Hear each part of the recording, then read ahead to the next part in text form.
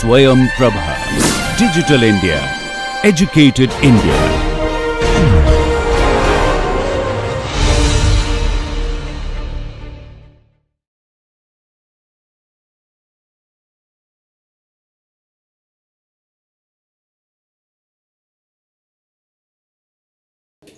Okay, so welcome back. So we'll go a little deeper into what it means to transact on Bitcoin.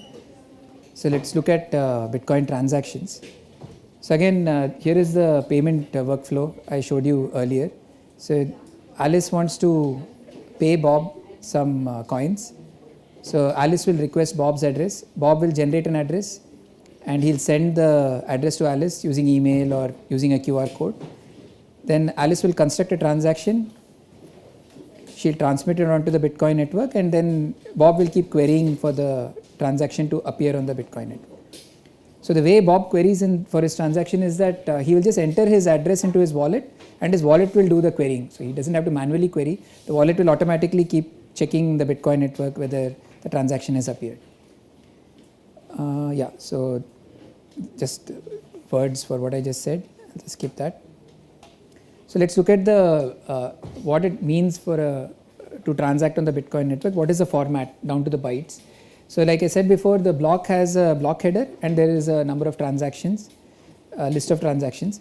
So in Bitcoin protocol, the usual there is a design principle which is there throughout the protocol is that whenever there is a variable length field, the size of the field will be specified beforehand. So you have a block header and then you have a number of transactions. Then because the number of transactions can be variable, so you specify the number of transactions beforehand. So the first transaction, and it is a mandatory transaction, is always the Coinbase transaction. They can be 0 or more regular transactions. It's possible that there are no regular transactions. In the early days of Bitcoin, there was not much demand for Bitcoin transactions, so many blocks were empty. So what is in the Coinbase transaction? So a Coinbase transaction will have something called outputs. It can have one or more outputs. Here I have shown two outputs, output 0 and output 1. And the output, each output will have two fields. One is the amount and something called a challenge script. So what is this amount? This amount, this x1 plus this amount x1 and amount x2, their sum will be equal to the block reward, that is 6.25 Bitcoins and the transaction fees. So in the example we saw in the previous lecture, the amount x1 plus x2 was 6.38. Of which 6.25 was the block reward, the reward to the miner, and the 0.13 was the transaction fees of the regular transactions. So, and this challenge script is that, so whoever can answer this challenge with the appropriate response, they can spend this amount x1. So you can say that this amount x1 is locked by a challenge, and whoever can answer the challenge gets to spend that amount. How are these represented? So this is the amount is a integer. It is a integer value called n value here. Again, this is the C++ variable name in the Bitcoin reference client. And then the challenge script is a sequence of bytes which is in this variable called script pub key. And as I said before, whenever you have variable length field, then the length of the field is specified before that. So the script pub key len is the length of this variable length field in bytes. And then it follows the number of the bytes representing that follow. So each of these outputs has these three fields. Value, which is the number of Bitcoins which are stored in that output, and then a challenge script where the challenge script is specified by two fields. One is the length of the challenge script and then the challenge script itself in fields. But what does it mean? What does a challenge script mean? We will see in the subsequent slides. So the value itself is, it is a number of satoshis locked in an output. So the smallest indivisible unit of currency in the Bitcoin protocol is satoshis. So one Bitcoin is 100 million satoshis. So you can't have lower than that. So you can't you can't represent a unit which is smaller than one satoshi. And the script pub key, as I said, contains a challenge script, and the length is contained in this field script pub key len. So this is the Coinbase transaction format. So Coinbase transaction is a special transaction where the miner is rewarding himself. Then let's look at the regular transaction format. So regular transaction format differs from the Coinbase in the sense that it has both inputs and outputs. So Coinbase had only outputs. These are the places where the newly minted Bitcoins and the transaction fees are stored. But in regular transaction, you are going to spend some existing outputs and you're going to create new outputs. So the spending of the existing outputs is done by these inputs here. These will refer to existing outputs, and the existing outputs will be spent and new outputs will be created. And when new outputs are created, it's the same as before. You have an amount and a challenge script to lock that coins in that output. So the coins from the input will be shifted to the coins, the coins in the inputs will be shifted to the coins in the outputs. So let's look at what are these. Why is there no amount in the input? Only you have some fields. There are 3 fields actually: the transaction ID, an output index, and a response script. So why that is so is, so this is a previous regular transaction. Suppose there is a previous regular transaction with some outputs. These outputs store bitcoins x1 amount and x2 amount. So the first input in this regular transaction is going to refer to some previous output. How does it refer to it? The transaction ID of the previous transaction is specified. Here TX ID is I1, index 1, and then the output index. So the transaction has a list of outputs. So the first output in that is output index 0. So this input is referring to a previous output, and the way you specify a previous output is by the transaction ID and the output index in that transaction. Similarly, the second input here is referring to the output index 1 in the same transaction. So same transaction ID is there, but the output index is increasing. You can also refer to previous coin based transactions. So coin based transactions have only outputs, but they have a transaction ID. Let's say it's I2. Then this input 2 is going to refer to this Coinbase output by the index ID being I2 and the index itself being 0. So now, and this response scripts R1, R2 and R3 are the correct responses to the C1, C2 and C3. So whatever this challenge is, it's going to be a cryptographic challenge. It's going to ask for things like give me a signature for a particular public key. So that cryptographic challenge will be answered by giving a signature. That will be a response script. So we'll be seeing that. So once these inputs are valid, an amount of bitcoins which is equal to x1 plus x2 plus x3 will be unlocked. They will be available for transferring to new outputs, and those new outputs are here, y1 and y2. But x1 plus x2 plus x3 will not be equal to that. It will be greater than or equal to, and the difference will be the transaction fees which is being sent to the miner.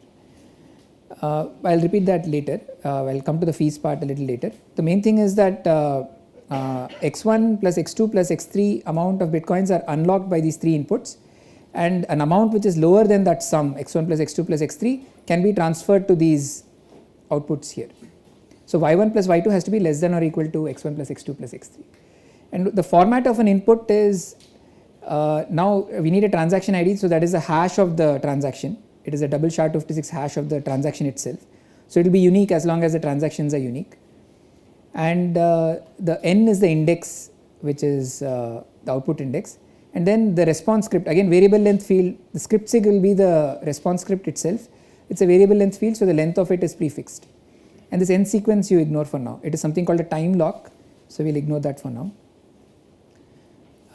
So as I said, hash and n, these 2 fields represent the output being unlocked, and script sig, this field here, it contains the response script.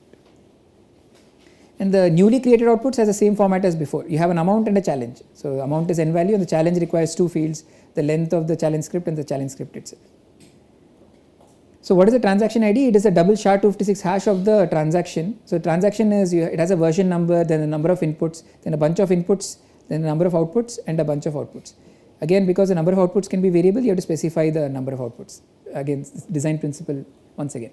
So any time you have a variable length field or a list, variable length list, you have to specify the number of elements in that field, or number of bytes in that field, or the number of elements in that list. So this is a double SHA-256 hash is the transaction ID. So a single hash would have also worked, but the creator of Bitcoin, he just chose double.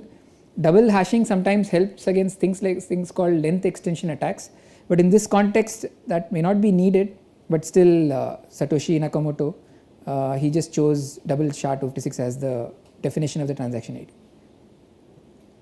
So any questions so far about this unlocking? And so challenge script. So how do you represent a challenge? So there is a scripting language which is built into Bitcoin right from the beginning.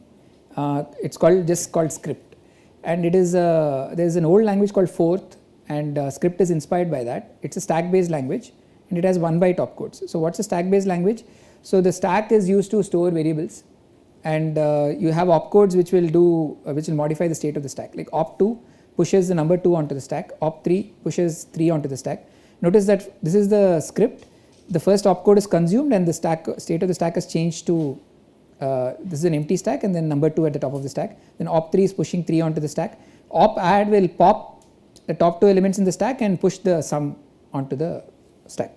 So this is a simple stack based language, and script, these opcodes are actually, they are real opcodes from script, the Bitcoin scripting language.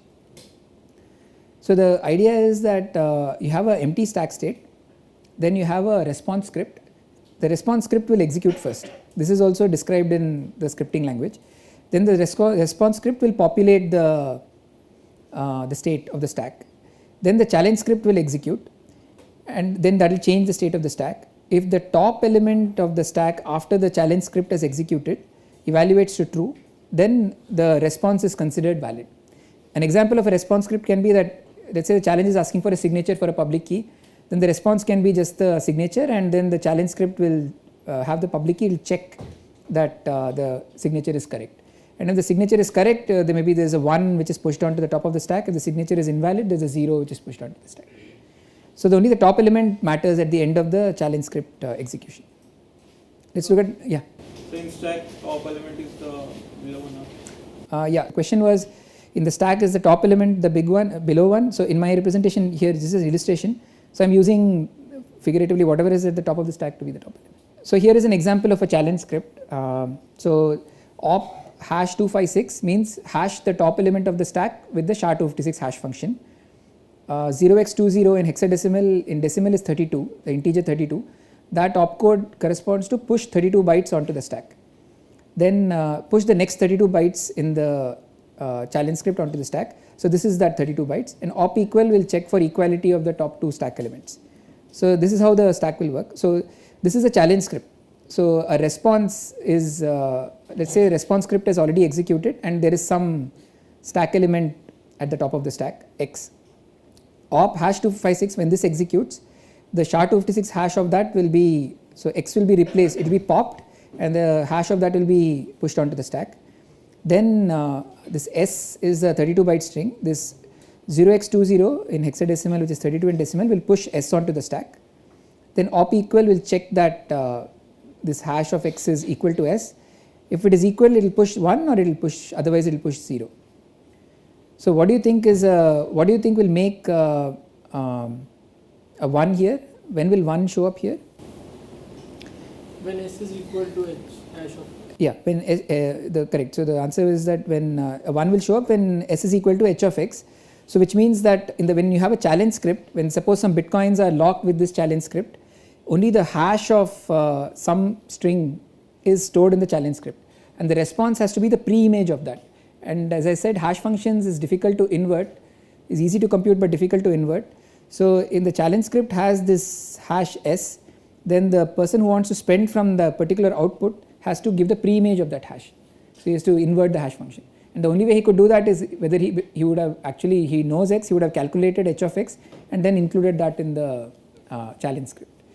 But this is a unsafe challenge script. Can anyone guess why? We should not lock bitcoins using this challenge script. So they can know the hash value by this process. So one answer is that they can know the hash value. Okay. So but if they know the hash value, it's fine, right? So who will know the hash value? So think about the transaction process in Bitcoin. Everything has happened on an open network. So suppose I have to give the response to this challenge script, I have to reveal x. Once I reveal x, anyone who knows x can spend from that output. So the miner himself may just rewrite the transaction. He may say that, okay, somebody is trying to spend from an output which has some Bitcoin, and the secret to spend from that output is x. But once x is broadcast in the open, then anybody can use that x. So the miner himself can include a transaction spending from that output. So the problem with this challenge script is that it does not involve digital signatures, because digital signatures can prevent people from changing transactions, or and also digital signatures prove knowledge of a private key without revealing the private key itself. Here you are in some sense revealing the secret information. So this is not a good challenge script to store bitcoins. we should use some, this is just a hypothetical example, is an example of how scripts work, but there are scripts which do not have this problem. So the simplest one is something called pay to public key. It looks like this. So 0x21 in hexadecimal is 33 in decimal, and what it does is it pushes 33 bytes, the next 33 bytes in the challenge script onto the stack. And the public key is represented using 33 bytes in Bitcoin, the compressed version of the public key at least. And this opchecksig is a opcode which checks some signature. And the response script for this is just going to be just the signature which can be verified using this public key. So the way it will work is, as I said before, first the response script is executed and then the challenge script. So here I am hiding the data push operator. So what happens first when the response script is executed is there is an implicit data push operator here. Signature gets pushed onto the stack. Then the public key gets pushed onto the stack. Here also I have elided the 0x21, the pushing of the public key. Public key gets pushed onto the stack. This opchecksig, what it does is it checks that whether the signature is valid for this public key. That is, whether this signature will verify correctly when verified using this particular public key. And if it verifies, you get a true, and otherwise you get a false. So this is called a pay to public key or a P2PK, which was one of the this is a kind of challenge script which was popular in the early days of Bitcoin, but now it is deprecated. It is not suggested for use anymore. There are better addresses or challenge scripts which have the same functionality but which cost less in terms of fees. So signatures, so why can't the previous problem happen? So now what is revealed here is only a signature. Now the miner cannot, you can say that, okay, what if the miner knows a signature, what if the miner now uses this to spend that output himself, or some other party, now the signature is broadcast in the open network, anybody can use that to spend the coins themselves. But the problem or the way that is not possible is that usually for a signature you need both a message digest and a private key. To generate a signature there is an input message, a hash of a message which is used to generate the signature. So the hash of the message which is used to generate the signature is actually a hash of the transaction itself. So when I broadcast a transaction which has a response script which will unlock a particular output, it will sign the message digest which is used to create the signature includes the destination of the bitcoins which are being transferred. So if a miner tries to use the same signature but changes the address of the destination outputs, then the signature will become invalid because the message is different. The signature signs the transaction itself, so any modification to the transaction will not work. You need the private key to change the outputs of the transaction. Okay, this is a busy field, so I'll just skip the details. Main thing is that the signatures, the part of this is a regular transaction, it has some inputs and outputs. So only some fields are selected and protected by the message hash, the message for the signatures. Then when I showed you the block header, there was this hash of transactions which I mentioned. So what actually is used is something called a Merkle tree and a hash of that Merkle tree. So what is a Merkle tree? So it is a root hash of, so the transactions are ordered in a list and they are arranged in a tree format. Let me show a picture. So here you have some transactions T0, T1 and T2. T0 is a Coinbase transaction and then T1 and T2 are the regular transactions. So you hash T0 to get H00, hash T1 to get H01, then you concatenate those hashes and hash it again to get H0.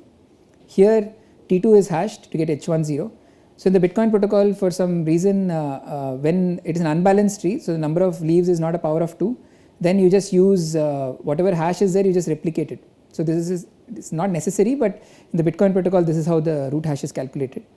So here there is no T3, so H10 which is here, which is used, it is again used here to calculate the hash of this node, which is the hash of H10 again concatenated with H10, then you get a root hash. So what is the advantage of this root hash? So this will be a 32 byte value. If you are going to use SHA-256, it will be a 32 byte value. So this 32 byte value is like a message authentication code you can think of, in the sense that if you modify any of the transactions here, the hash Merkle root will change, because changing even a single bit in these transactions will change the root hash, this H, which is stored in the block. So if you change the hash Merkle root, if you recall in the mining, the hash Merkle root is also included in the challenge part of mining. It is the first 5 fields which is used in the mining. If you change the hash Merkle root, then the mining, the hash of the block will no longer fall below the threshold. So the block will become invalid.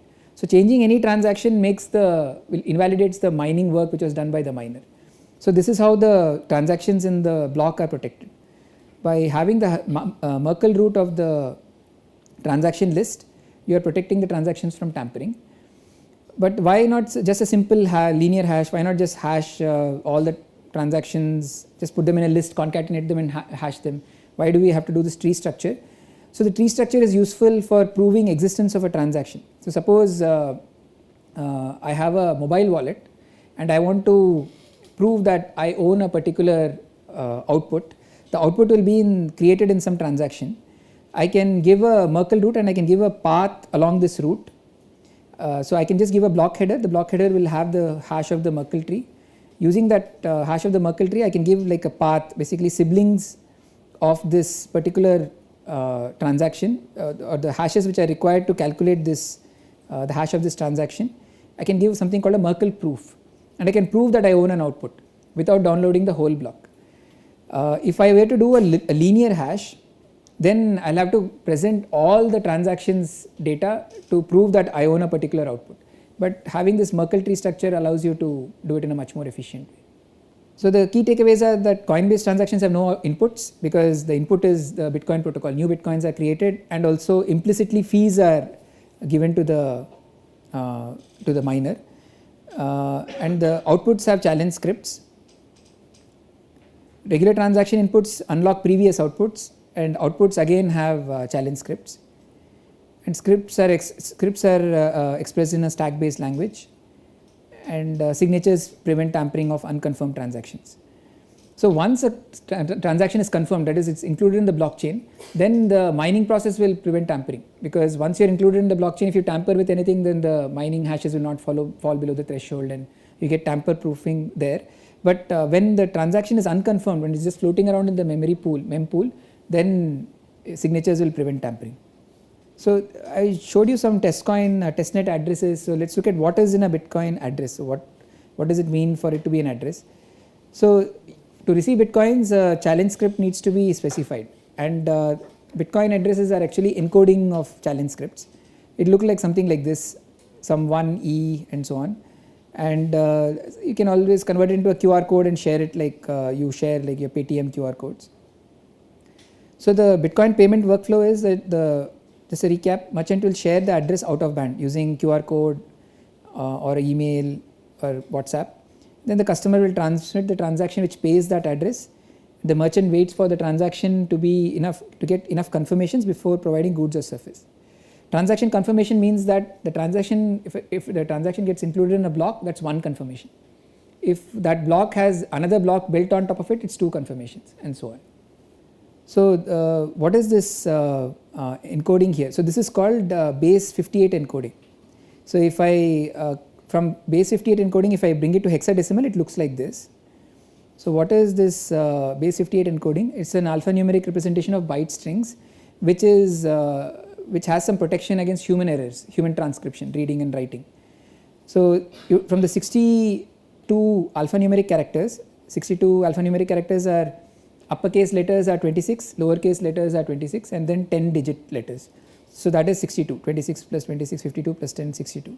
From that you remove 4 of them, 0, capital O and capital I and L, because these 4 can be confused with others, like 0 can be confused for an O, a capital O can also be confused for a O, small o. So the small o is included, so we have the remaining 58 here, like small o is included, it's not excluded. 1 is included, but small I is included because it has a dot, but capital I and L are excluded. So these 4 are excluded to get 58 out of the 62.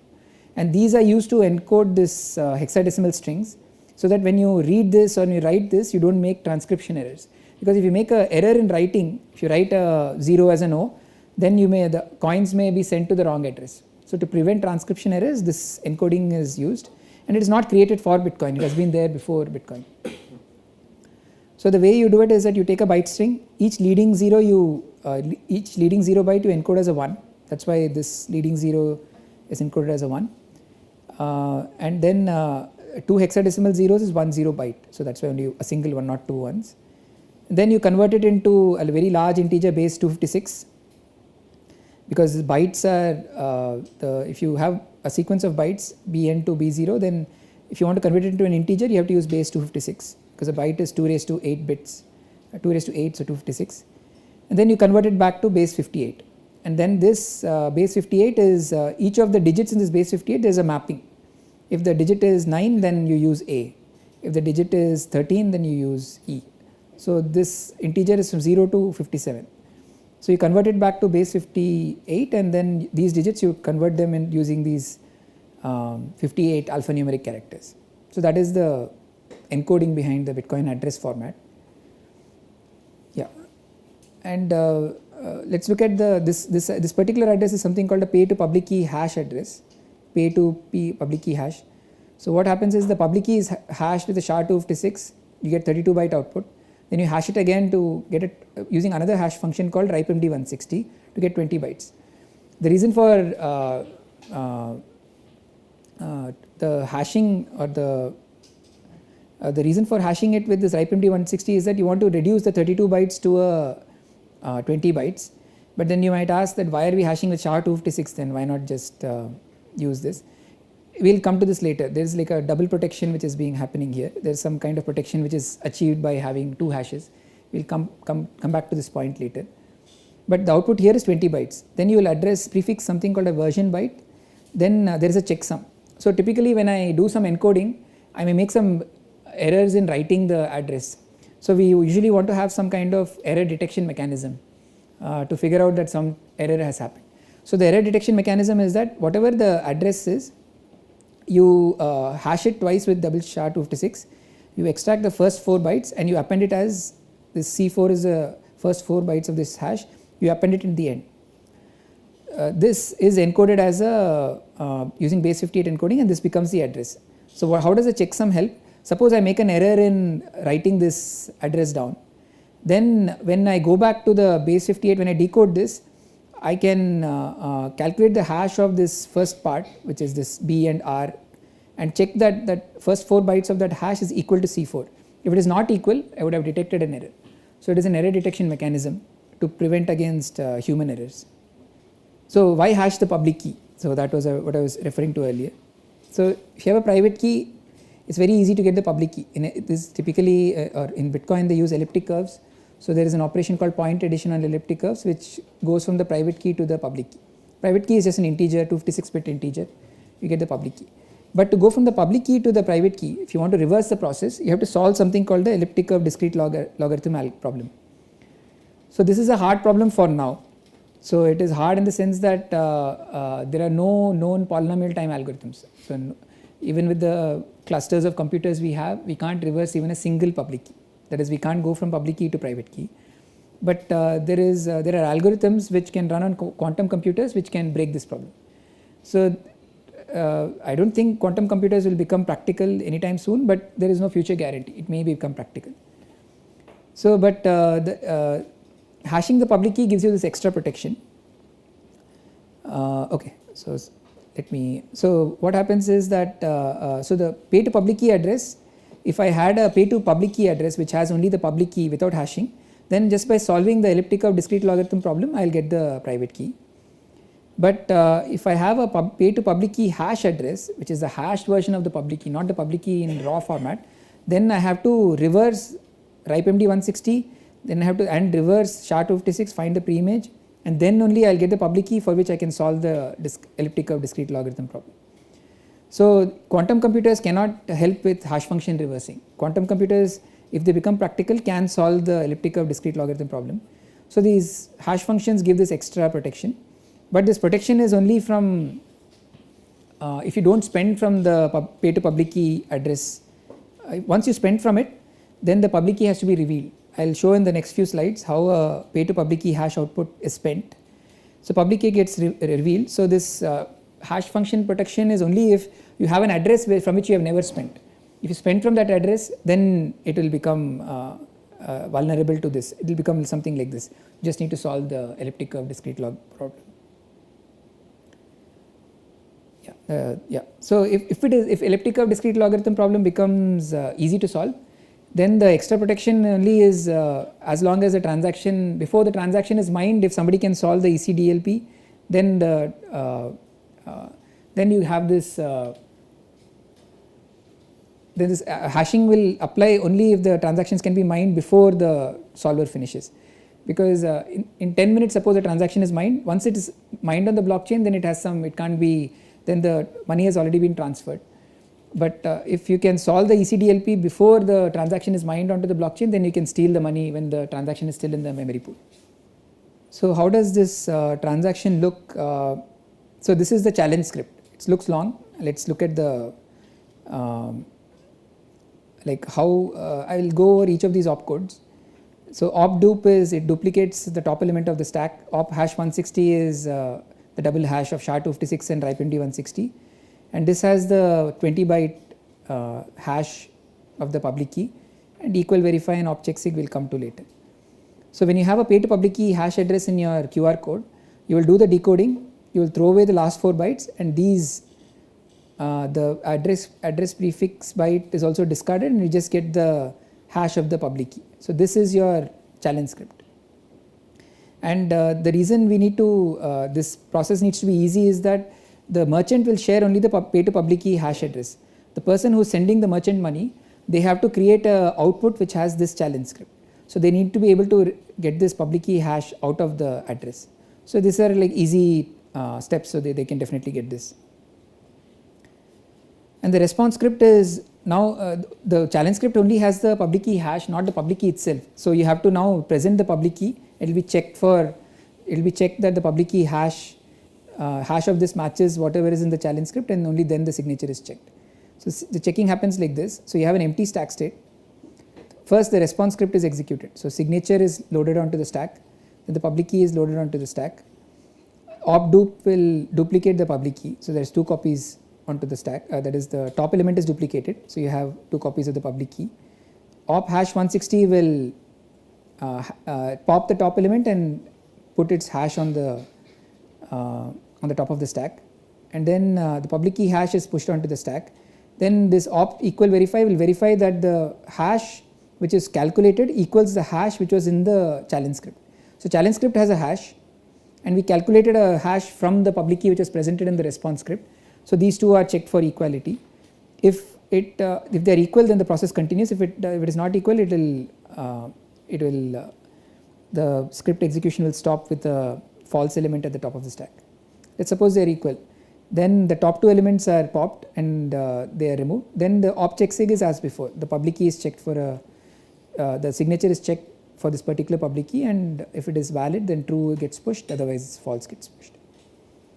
So that's the pay to public key hash script execution. So this is a popular address format, pay to public key hash address. Okay, so the key takeaways are that the Bitcoin addresses are shared over the internet. So that is not in the protocol, it is always out of band. Transactions paying these addresses are broadcast on the Bitcoin network, and pay to public key hash addresses are obtained by hashing public keys. Signatures created using private keys unlock these pay to public key hash outputs. So, and again the notes on Bitcoin have a lot more material, so you can definitely look at that. So any questions about this part, then we'll be moving to the next topic.